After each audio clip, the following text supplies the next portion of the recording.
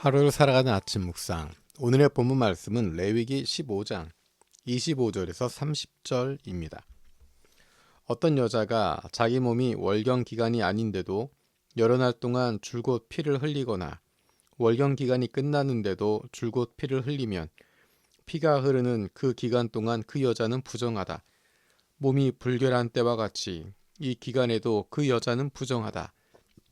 그 여자가 피를 흘리는 동안 눕는 잠자리는 모두 월경 기간에 눕는 잠자리와 마찬가지로 부정하고 그 여자가 앉는 자리도 월경 기간에 앉는 자리가 부정하듯이 모두 부정하다.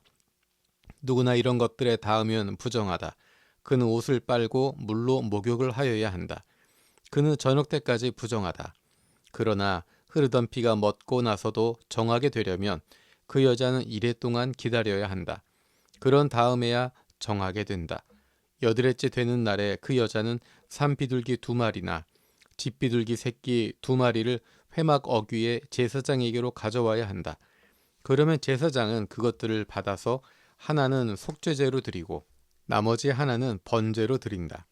제사장은 그렇게 함으로써 그 여자가 피를 흘려 부정하게 된 것을 주 앞에서 속하여 준다. 아멘. 레위기 본문 말씀은 계속해서 사회 규율에 대해서 이야기합니다. 특별히 위생에 대한 이야기를 하면서 남자가 부정하게 되는 경우 또 여자가 부정하게 되는 경우를 이야기하고 있습니다. 그런데 오늘 읽었던 본문에서 떠오르는 한 사람이 있습니다. 바로 누가복음 8장에 등장하고 있는 12해 동안 혈루증을 앓고 있었던 여인의 이야기입니다. 이 여인은 12해 동안 혈루증을 앓고 있었는데 예수님 옷자락을 붙잡음으로써 그가 치유함을 얻게 됩니다. 그 장면에서 이상한 것은 예수님께서 굳이 그 여인을 다시 찾으시는 것입니다. 많은 사람들이 밀고 있었는데 그 가운데 이 여인이 있었습니다. 제자들이 생각하기에 사람들이 밀고 있는데 누군지 알 수 없다라고 하지만 예수님께서는 분명히 그 여인을 돌아보며 이야기하십니다. 그리고 그에게 그의 스토리를 이야기하도록 기회를 주십니다. 그가 자신의 이야기를 합니다.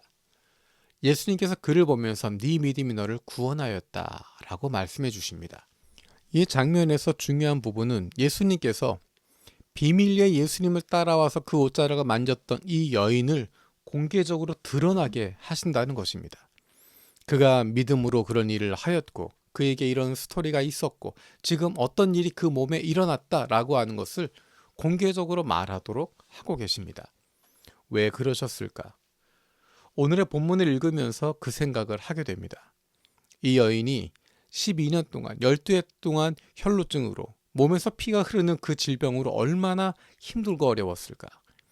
그가 겪게 되는 신체적인 아픔뿐만 아니라 사회적으로도 그리고 그를 가까이 하는 모든 사람이 부정하다라고 하기 때문에 아무도 그를 가까이 하지 않게 되는 사회적으로 그리고 영적으로 소외된 모습이었을 것입니다.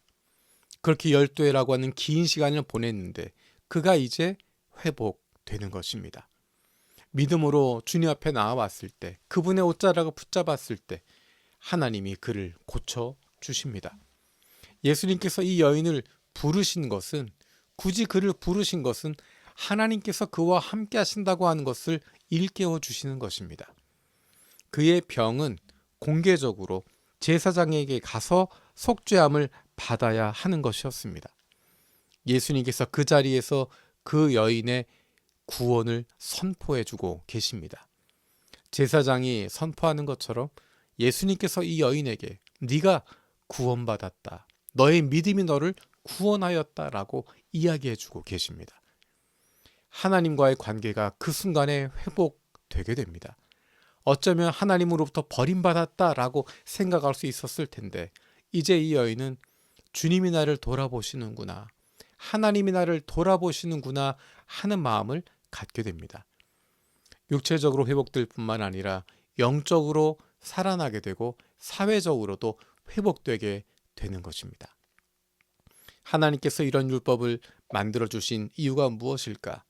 그것은 누군가를 소외시키고 누군가를 배제시키기 위해서가 아니라 사람들을 보호하고 약자를 보호하기 위해서 하나님께서 그런 법들을 만드셨는데 어쩌면 우리는 그것을 우리 중심으로 해석을 하면서 나와 다른 사람들, 약자들, 그들을 배제하고 멀리하기 위해서, 차별하기 위해서 사용하고 있는지 모르겠습니다. 하나님께서 율법을 주시는 이유, 그것은 사람들을 지키시는 것입니다. 보호하는 것입니다. 차별하고 배제하는 것이 아니라 그들을 보호하고 그들과 함께 하시기 위해서 그 규정들을 주고 계십니다. 어쩌면 우리가 지금까지 지내왔던 전통들, 생각들, 이런 것들이 나를 중심으로 하고 강자를 중심으로 하고 힘 있는 사람을 중심으로 해석했는지 모르겠습니다. 교회에 오래 다녔던 사람을 중심으로 생각을 하고 믿음을 가졌다라고 하는 사람들을 중심으로 생각했는지 모르겠습니다. 그 중심에 어떤 마음이 있는지를 돌아볼 수 있으면 좋겠습니다. 하나님의 마음이 어디에 있는지, 하나님이 누구를 중요하게 생각하시는지, 이런 말씀을 주시고 이런 규정을 주시는 이유가 무엇인지를 돌아볼 수 있으면 좋겠습니다. 12의 혈루증을 앓았던 그 여인을 대하신 예수님의 모습이 바로 하나님의 마음을, 이 율법에 담겨져 있는 하나님의 마음을 보여주고 있는 바로 그런 장면입니다. 우리가 레위기 말씀을 읽고 있습니다. 이것은 규정으로 지켜야 될 법 조항으로 끝나는 것이 아니라 그 안에 담겨져 있는 하나님의 마음을 볼 수 있기를 원하고 그것을 발견할 수 있기를 원합니다.